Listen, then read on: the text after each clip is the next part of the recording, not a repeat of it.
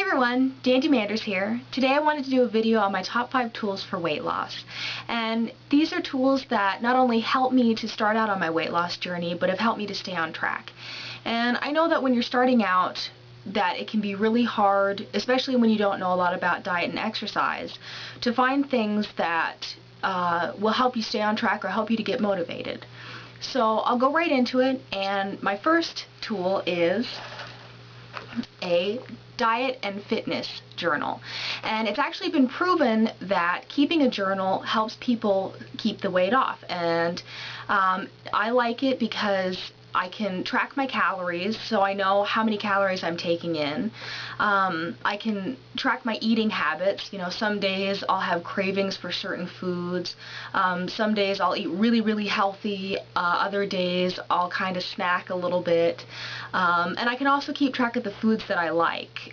Sometimes I'll try something that I didn't think I'd like, and I can kind of make a little note in there of, oh hey, tabbouleh is pretty good, or didn't know that I would like quinoa. So that's another thing I like about it. Another thing is that sometimes, especially when you're first starting to lose weight, you can get kind of these false hunger pains, and especially because, and I really don't know that much about it, but I'm guessing because your stomach, you know, you're used to expanding your stomach with quite a bit of food. And so when you go from eating a lot to, hopefully you should be gradually eating little by little, but still, and I think there has been studies where they, where obese people actually give false hunger, I guess it would be signals. That's what it is. False hunger signals. And so, you know, you may have eaten 30 minutes ago, but you are still hungry. And so what I like is that I can say, oh, I ate at 8 this morning, I had breakfast, and it's been about 2 hours later. Well, depending on what I ate, depending on how filling it was, generally 2 hours later, I'm probably not going to be hungry. I'll probably be thirsty. But if it's been, 5 or 6 hours, then I know it's probably good to go. I can eat something. So that's one reason I really, really like keeping a food journal, is you can just look right there, you know, and it's really easy to accumulate calories. You know, mindless snacking throughout the day, just kind of a chip here, a cookie there, a bite of cookie dough here, you know, just little things that you snack on that you don't really think about. Oh, that was 50 calories. Oh, that was 100 calories. You know, so calories can really add up over the day, and before you know it, you're eating, you know, 200, 300, 500 extra calories that you really don't need. So that's one reason I really like keeping a food journal, is I can look and go, oh, you know, I already had 3 cookies, I don't think I need another one. So, and I can also track what exercises I'm doing. You know, it's really nice to be able to go and look back, especially if I haven't really planned out my week as far as, you know, I'm going to work out my arms on Monday, or Wednesday will be butt and thighs, or, you know, Friday's cardio. So if I really haven't planned out my week, but I'm still doing exercises, I can look and go, oh, I've worked out my lower body 4 days this week. I think it might be nice for a change of something else. So, and I will give you a little sneak peek on a page of what it kind of looks like, and hopefully you'll be able to see this. There's the day here, and one thing that I really like about, another thing I really like about food journals is that you can really use what you want and kind of discard the rest. You know, I don't write down the grams of fat or the carbs or fiber in my foods or anything like that. I'm mostly focused on what day it is, what time I'm eating, and what I'm eating, and what the calories in that are. So I don't know if you can see this very well, but this is what my food journal looks like. And it also has a backside to each day where you can track your physical activity, you know, you can do your grand totals and everything like that. So yeah, this is really good. Another thing I like about, specifically about this food journal, and it's the Diet Minder Personal Food and Fitness Journal, a deluxe food diary by Memory Minder Journals. So what I like is in the back here, it has these favorite food facts where it has almonds, 1 ounce, 167 calories. It gives you the grams of fat, carbs, and everything. So if you're out and you're eating something that doesn't have the calories on it, say, you know, you're eating an apple, a banana, something that generally doesn't have the calories printed on it, you can go in the back here and go, oh, that's 100 calories, you know, however many calories that is. So, moving on to my next tool, number 2 is measuring cups. And I have said, I did a blog post that I said measuring cups are my best friends. Seriously, before I started using measuring cups, I really had no idea what portions look like. So, you know, I mean, this is a cup.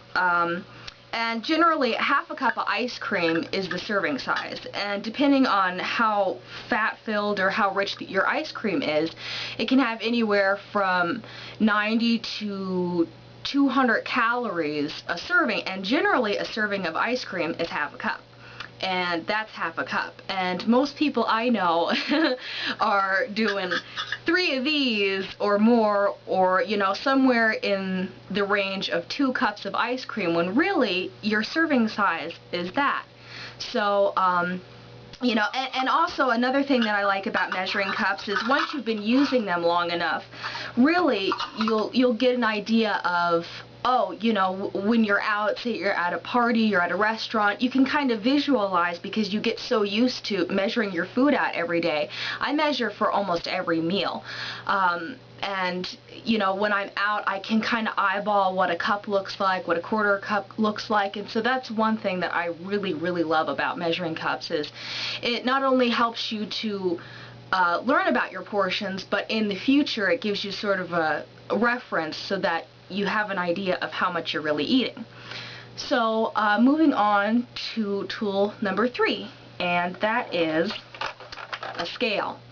And it's really good when you're first starting out, I think, because you can track what your weight is, you know, where you're starting out, and eventually, you know, I think a healthy weight is ½ pound to a pound a week.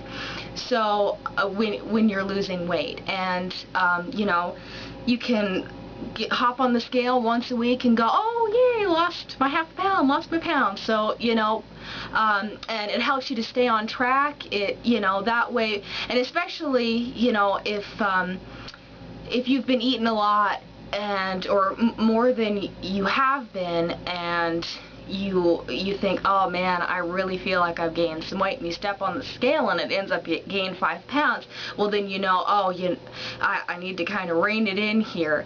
So I really like having a scale. I weigh myself sometimes a couple times a week, generally once a week, just so I know where I'm at, and I know where I'm comfortable at. But the thing about scales is your weight fluctuates a lot during the day. You know, water weight, I know that for women, when you're on your period, when you're ovulating, especially for me, I can gain up to 7 pounds of water weight. And stepping on the scale and seeing that I gained 7 pounds in a week, something ain't right there. So I don't always like to rely on the scale because you could put on muscle, your weight fluctuates throughout the day, and so that is why I'm going to go to my 4th tool, and that is measuring tape. And the thing I like about measuring tape is, you know, at one point when I was losing weight, I started doing a lot of strength training, and I was weighing myself, and I noticed I felt thinner and my clothes felt looser, but I had gained about 2 or 3 pounds. And when I measured my waist, when I measured my thighs, you know, when I was measuring myself with the measuring tape, I realized that, yeah, I can't remember how much it was, an inch, ½ an inch, but that I had lost inches, but I had put on weight. And that's actually a really good thing, because that way you know that you're putting on muscle, which helps to burn more calories. So don't always rely on the scale, because you know, it's good for sort of a range, I guess, you know, once you're in the, what is your goal weight. I'm in the 140s right now, you know, so that way I knew if I'm creeping into the 150s or 160s or I'm going down to the 130s, I know my range. But really, I think the best thing to do is if you have gained some weight and you think, that doesn't really look right. It could be muscle, could be water weight, so measure yourself, see if you gained any inches, see if you stayed the same. So, and that brings me to my last tool, which is, as cheesy as it may sound, a positive attitude.